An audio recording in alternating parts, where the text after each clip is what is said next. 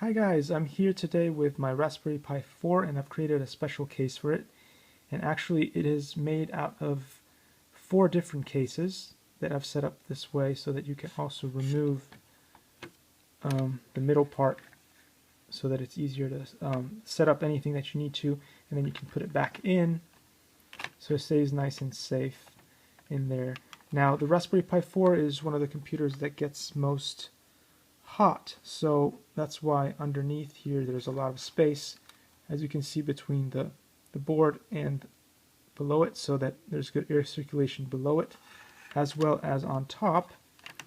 And I've gone crazy with the heat sinks. There's probably more than you need, but also you have 2 fans, one on this side and one on this side, blowing air in, and I could have a third one on the top blowing air down, depending whether it's actually needed or not for gaming, but we'll see.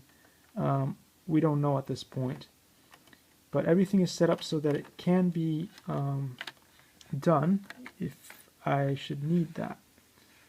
For now, it's pretty easy access all the way around the system.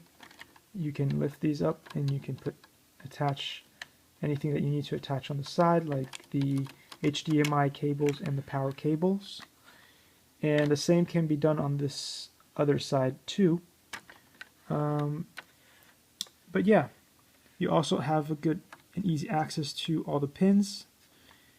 And so yeah, this should be fun. It's my new gaming console, and it will replace the Raspberry Pi 3B Plus that I used to run some games on. Hopefully it will be even better than that. But we'll see, we'll test it out, and we'll let you know. So I hope you guys enjoyed this video and this funny looking machine that I've put together, and hopefully we'll see you in the next video.